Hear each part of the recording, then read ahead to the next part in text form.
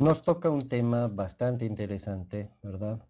Donde vamos a tratar elementos que no son precisamente fundaciones, porque estábamos en eso de las fundaciones superficiales, pero que yo he decidido acoplar estos elementos porque desde el punto de vista constructivo los procedimientos son similares. Ustedes saben que ya hemos hablado de las fundaciones superficiales, el replanteo se hace sobre el terreno, se demarca el área que se tiene que excavar, se hace la excavación, se prepara todo para colocar las armaduras o los materiales, el hormigón o la mampostería que se tenga que colocar y se construye eso y bueno, ese es el elemento superficial. En algunos casos se rellena o vienen otros elementos encima de ellas. En este caso, no son fundaciones precisamente, pero los elementos que vamos a ver a partir de ahora tienen exactamente el mismo procedimiento constructivo, o sea, es decir, se hace un replanteo sobre el terreno, se hace una demarcación de la parte que se va a excavar, se excava, se vuelve a replantear hasta alcanzar la profundidad necesaria y etcétera, se le da el tratamiento adecuado. El primer elemento que vamos a ver en esta nueva familia, digamos, son los cabezales de pilotes. Como sabemos, los cabezales de pilotes son elementos de transferencia de cargas, reciben la carga de columnas y las transfieren a los pilotes para que estos a su vez, ¿verdad?, descarguen en el terreno, descarguen los esfuerzos en el terreno. Entonces, el cabezal es un elemento rígido que une las cabezas de los pilotes, ¿verdad? Y la base de una columna. Entonces, de acuerdo a la capacidad portante de un pilote y la carga que recibe de la columna, entonces esta carga se tiene que distribuir en el número de pilotes necesarios, ¿verdad? Si el pilote tiene la capacidad de soportar solito la carga de la columna que recibe, entonces el cabezal tendrá un solo pilote. Si hacen falta dos pilotes, tendrá dos, si hacen tres, etcétera, ¿no? Dependerá de la magnitud, en general dependerá de la magnitud de la carga de la columna, pero obviamente hay otros factores también que se tienen que ver en el diseño de manera que se compatibilice, ¿verdad? De que no haya una columna que tenga un pilote y otra columna que necesite 50 pilotes. Entonces, en el diseño de los pilotes también se manejan estas variables y obviamente que el ingeniero también seguramente las ha manejado en el diseño de las columnas y en la distribución de cargas, ¿no? De manera que dentro de un aspecto regional o racional, mejor dicho, hay cierta compatibilización previa en el análisis, de manera que la relación del número de pilotes entre unas columnas y otras para una misma estructura sea algo aceptable, algo viable y la capacidad de los pilotes también, ¿no? Sea la necesaria como para como que todas las ecuaciones cuadren, ¿no? Estoy hablando muy en general, obviamente, pero eh, más o menos así es la cosa. Eh, para el replanteo de los pilotes, de los cabezales, perdón, es muy importante la precisión, porque se darán cuenta que si estoy hablando de que la carga de la columna se tiene que distribuir en un X número de pilotes y estos pilotes también tendrán que estar distribuidos de tal manera que la resultante de la capacidad portante de los pilotes, porque van a ser fuerzas verticales supuestamente que se están oponiendo a la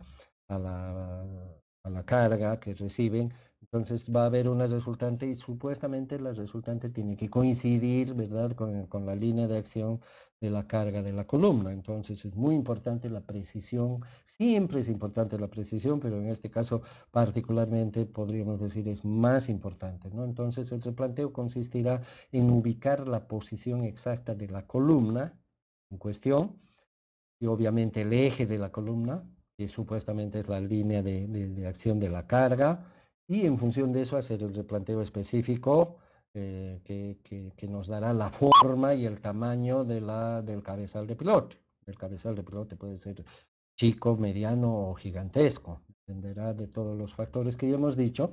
Y normalmente la forma del cabezal de pilote, si estamos hablando en planta, tiene relación con el número de los mismos. Si hay cinco pilotes, generalmente la forma es pentagonal, si hay tres pilotes es triangular, etcétera, ¿sí? Entonces eso se acomoda, ¿para qué? Para que haya simetría y sea bastante fácil o racional encontrar, suponer que la línea de acción está en el centro geométrico, ¿verdad? De esa simetría. Entonces, esa es la idea, el replanteo específico tiene que hacerse muy bien y obviamente que ya previamente ha tenido que haber esta delicadeza, este cuidado en este conjunto de elementos que van a trabajar simultáneamente cuando se han puesto los pilotes, ¿no? Se supone que los pilotes están exactamente en su lugar, de nada serviría que el cabezal esté perfectamente diseñado geométricamente bien trazados si los pilotes están cada uno por su lado. Obviamente estoy exagerando, pero tiene que haber una coherencia en esto, ¿no? Acá tenemos algunas imágenes, fíjense qué grandes pueden ser los pilotes, ¿no? Acá tenemos un esquema de un pilote, de un cabezal para tres pilotes. Se hace entonces la demarcación correspondiente, se hace la excavación hasta alcanzar la profundidad prevista en los planos, la profundidad del cabezal de pilotes. Y generalmente, cuando se hace el cabezal de pilote, generalmente se hace también una plantilla. Y esta plantilla suele tener 10 centímetros de espesor. Entonces la excavación se la hará hasta esos 10 centímetros, ¿sí? Y por supuesto, como ya los pilotes están en el lugar, la excavación se hará alrededor de los pilotes y también tanto por dentro, entre los espacios entre los pilotes, como por fuera, ¿no es cierto?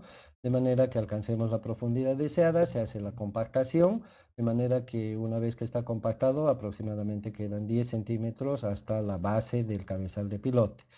Y como están los pilotes ahí, ¿verdad? Como están los pilotes, entonces se hace un picado de todo el hormigón sobresaliente del nivel que hemos dicho de la plantilla.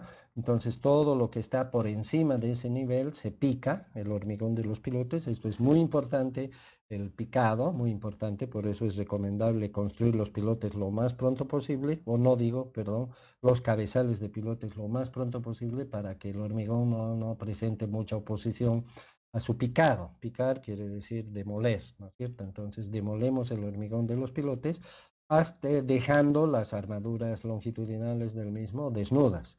Y es muy importante eliminar todo el hormigón endurecido que queda adherido a las barras de acero del pilote. Es muy importante que estas barras queden completamente libres de adherencia porque se tienen luego que juntar con el hormigón del cabezal de pilote y tiene que haber una perfecta adherencia ahí porque la idea es que los pilotes estén empotrados en el cabezal. Ya hemos dicho que el cabezal es una estructura rígida, entonces es necesario que los pilotes estén empotrados y fijos en el cabezal, que formen un todo con su cabezal. Por eso esto del picado, clave, digamos, de que se haga un buen trabajo. Entonces, si hay necesidad de encofrado, puede ser que la misma excavación nos permita usarla como molde, si es que lo hemos hecho con el suficiente cuidado y el terreno da para eso, o si no, se hará un encofrado. Aquí tenemos una imagen de un cabezal de pilote, fíjense, uno, 2, 3, 4, 5, 6, ¿no? Hexagonal, seguramente hay 6 pilotes y no tenemos encofrado, entonces seguramente se lo va a encofrar y aquí tenemos la imagen de un cabezal gigantesco donde está todo el perímetro encofrado, inclusive con refuerzos, ¿no? Y los pilotes que están sobresaliendo ahí y que están en pleno proceso de picado.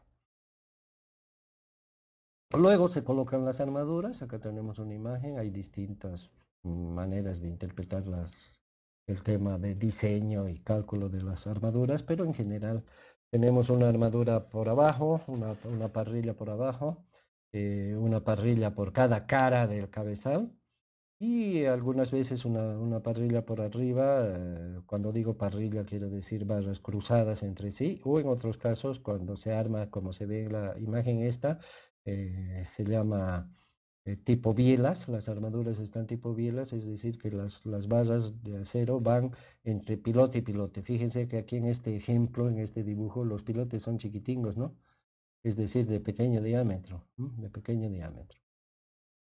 Entonces la armadura del cabezal llega a ser en realidad una jaula, ¿no? Donde el propio elemento está rodeado de acero por arriba, por abajo y por todos los costados. según la manera como lo haya diseñado el proyectista. Y además de la armadura propia del cabezal, tenemos otras armaduras que considerar.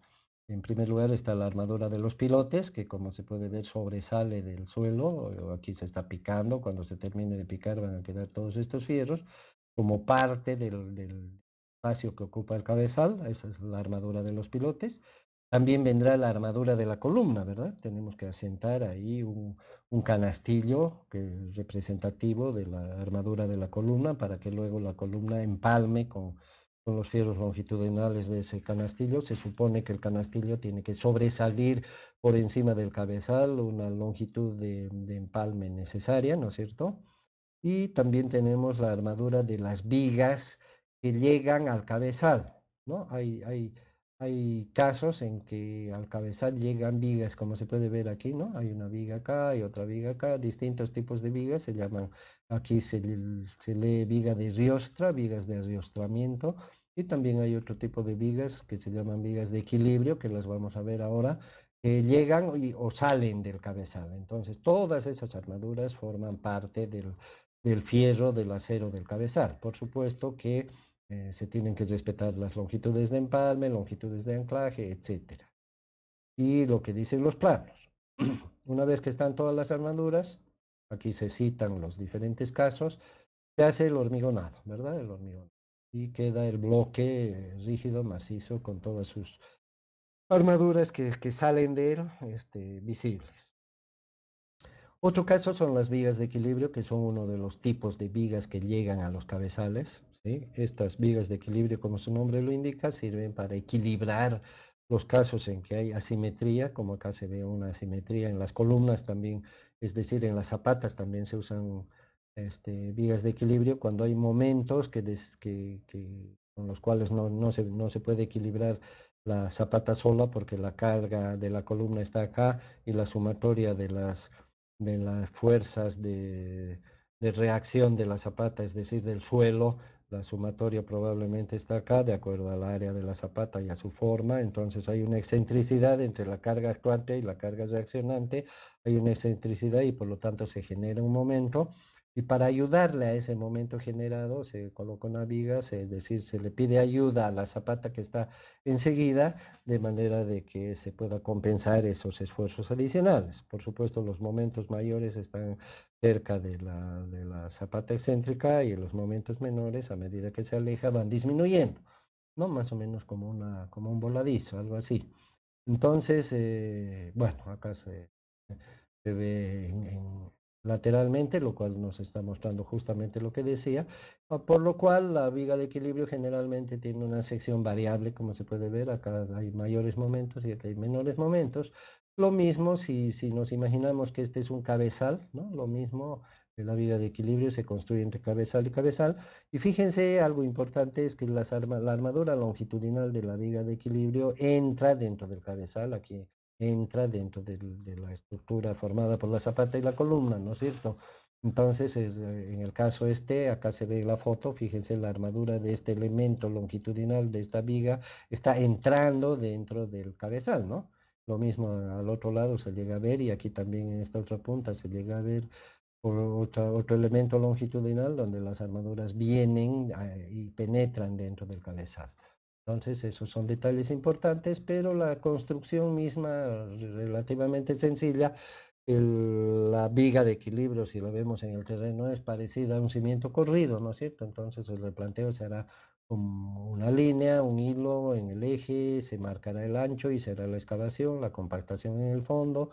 Se suele hacer una plantilla, el encofrado si es que hace falta y se coloca la armadura. La armadura de una viga de equilibrio es igual que la armadura de cualquier otra viga, es decir, tiene barras longitudinales y tiene estribos transversales. Lo que sí es bueno hacer notar que las vigas de equilibrio, como soportan esfuerzos muy grandes, entonces suele ser una armadura muy pesada, armadura de barras muy gruesas y muy seguidas entre sí, e inclusive en algunos casos por la altura que a veces tienen las vigas de equilibrio, se utiliza armadura lateral, armadura de piel, longitudinal de piel. Entonces esos detalles constructivos El constructor simplemente seguirá los planos, ¿verdad? Por lo que acabo de decir, estas vigas de acá que vemos en la imagen parecen ser de arrastramiento, no de equilibrio, ¿no es cierto?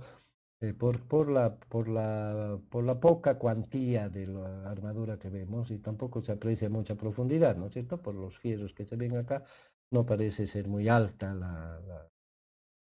la parte del canastillo de fierros. Entonces, estas son vigas de adiestramiento. Y luego viene el hormigonado, que es un hormigonado como cualquier otra viga, como los casos de cimiento corrido que hemos estado comentando. Las vigas de adiestramiento son una especie de tirantes, ¿sí? Cuando por algún motivo un cabezal se va a desequilibrar, por ejemplo, cuando tenemos un cabezal de un solo pilote, entonces estamos apostando a que la línea de acción de la carga de la columna va a coincidir exactamente con la línea de acción del pilote. Pero en la práctica, una ligera desviación en la perforación del pozo para el pilote, una ligera desviación en la columna, una ligera desviación en los ejes o en el replanteo o en la construcción, cosas que son posibles a pesar de todos los cuidados que tengamos, puede hacer que el cabezal de pilote tienda a desequilibrarse, ¿no es cierto? Por alguna excentricidad podría moverse en un sentido o en otro. Entonces, en los cabezales de un solo pilote se suele ponerle tensores, digamos, a los cuatro lados, como cuando se planta un poste de luz. Los de la CRE le ponen unos cables de acero, ¿verdad? Para que la columna de hormigón o el poste de hormigón no se mueva. O lo que hacen en los circos, ¿no? En los circos igual plantan unas barras unos tubos de acero y los fijan lateralmente con tensores para que no se muevan, porque si no, no tuvieran equilibrio. Algo parecido son las vigas de arrastramiento, son tensores que fijamos entonces en el perímetro de las mismas, como se ve aquí, ¿no es cierto? Entonces este es un tensor, este es otro tensor, que no van a permitir que el cabezal se rote en ninguna dirección, ¿verdad? Entonces, estas vigas, como la tracción, ustedes saben, no produce deformaciones laterales, entonces generalmente sus armaduras son bastante ligeras, su sección también suele ser pequeña, sus dimensiones lo mismo, 30 por 30 o algo así, y una armadura relativamente ligera, la construcción es sencilla, ¿verdad? Tiene tan poca altura que generalmente no se hace una plantilla, no se usa encofrado generalmente porque es con tan poca altura el suelo no sirve como molde, así que es una estructura bastante sencilla. Acá vemos algunos ejemplos, acá está dibujado. Fíjense, aquí tenemos una columna y un cabezal con dos pilotes. Entonces, un pilote respalda al otro, digamos, para una rotación en este sentido o en el otro, ¿no es cierto? Pero en este plano. En cambio, para este otro plano no hay nada que les ayude, así que por eso estos dos tirantes o vigas de adiestramiento que impedirán que este cabezal de pilote gire en aquel sentido o en este otro, ¿cierto? En el plano de esta parte que está más oscura. Entonces ese es el rol, aquí vemos un claro ejemplo, un cabezal pequeño, aquí tenemos un solo pilote, fíjense el hormigón ya está picado, ya están quedando solamente las barras longitudinales del pilote, está la jaula que hemos mencionado y están las vigas, ¿no es cierto?, en ambas direcciones. Parecería que aquí deberían haber otros dos, ¿no? Otras dos vigas de arrastramiento en esta otra dirección. Bueno, pero la ilustración sirve. Tampoco se observa encofrado, hay un gran espacio entre la armadura y el terreno, probablemente se pusieran un encofrado posterior para no tener tan grande el recubrimiento, pero si deciden vaciarlo así, tampoco estaría mal, ¿no? Habría un hormigón que está de más y un recubrimiento que está de más, y lo que está de más en la ingeniería no sobra, pero no es la mejor ingeniería porque uno de los requisitos de la ingeniería es la calidad. Para la calidad es la durabilidad, la resistencia y la economía.